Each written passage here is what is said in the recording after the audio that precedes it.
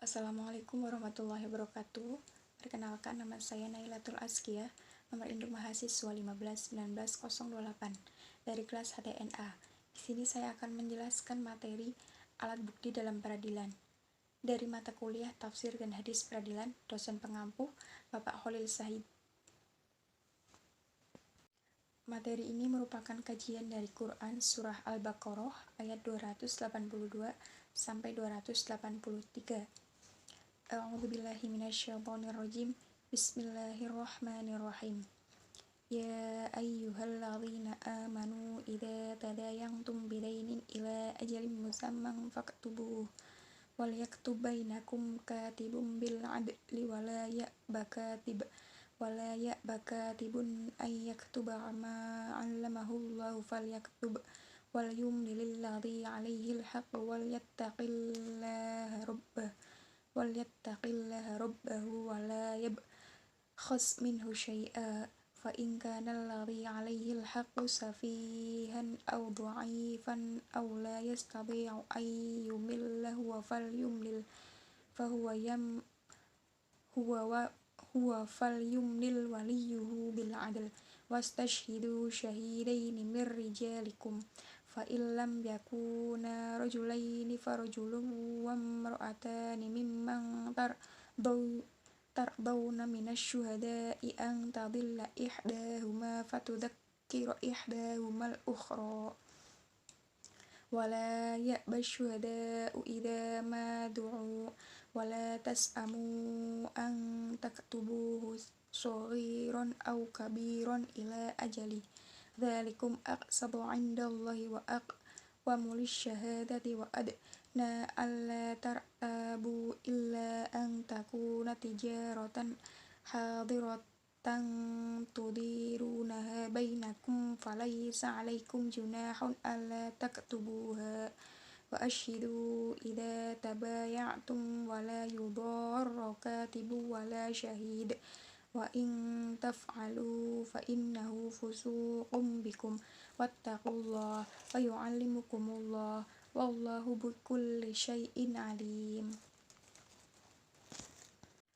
Wa in kuntum ala safarin wa lam tajidu katiban farihanum maqbudah fa in amina ba'dukum ba'dan falyu'addil ladzi tumina amanatahu wal yattaqillaha rabbah wa la taktumus syahada wa may yaktumha fa innahu athimun qalbuh wallahu bima ta'maluna alim.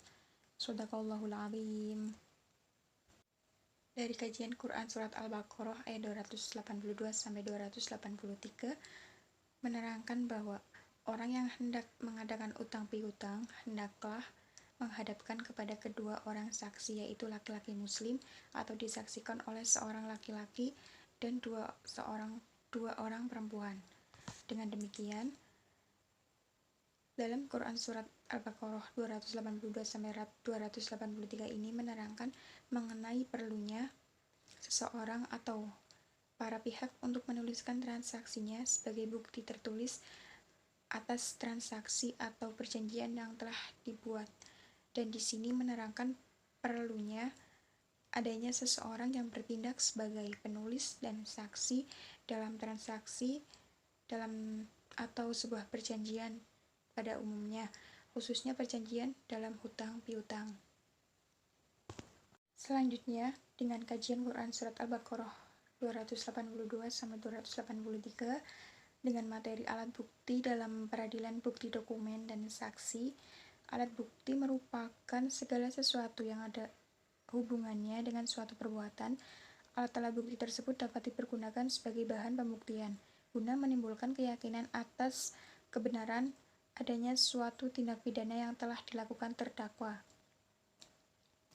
Dalam pasal 184 ayat 1 KUHP disebutkan bahwa alat bukti yang sah adalah keterangan saksi, keterangan ahli, surat petunjuk, dan keterangan terdakwa.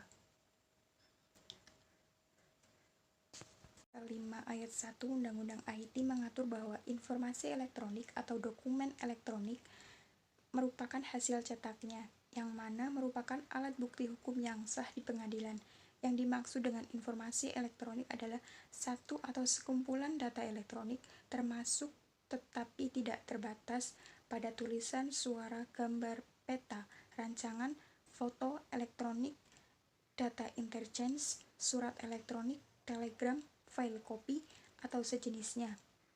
Kedudukan alat bukti, informasi elektronik, dan dokumen elektronik serta hasil cetaknya merupakan perluasan alat bukti berdasarkan pasal 184 KUHAP. Sesuai pasal KUHAP ini, alat bukti yang diperkenakan dalam hukum acara pidana yaitu keterangan saksi, keterangan ahli, surat petunjuk, dan keterangan terdakwa.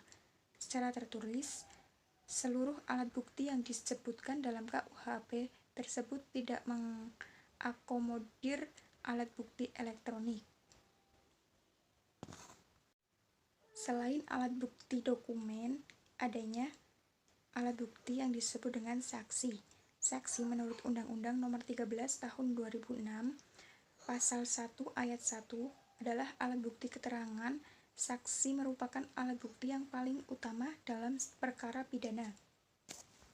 Tanpa adanya saksi, suatu tindak pidana akan sulit diungkap kebenarannya. Maksud menanyai saksi merupakan memberikan kesempatan untuk menyatakan bahwa tersangka tidak bersalah ataupun jika bersalah mengakui kesalahannya. Mengingat peran dan fungsinya yang sangat penting, maka pemerintah menjamin hak dan kewajiban seorang saksi dan memberikan perlindungan khusus terhadap saksi yang diatur, dijamin dan dituangkan dalam Undang-Undang Republik Indonesia Nomor 13 Tahun 2006 tentang Perlindungan Saksi dan Korban. Demikian penyampaian materi dari saya, kurang lebihnya mohon maaf. Sekian dan terima kasih. Wassalamualaikum warahmatullahi wabarakatuh.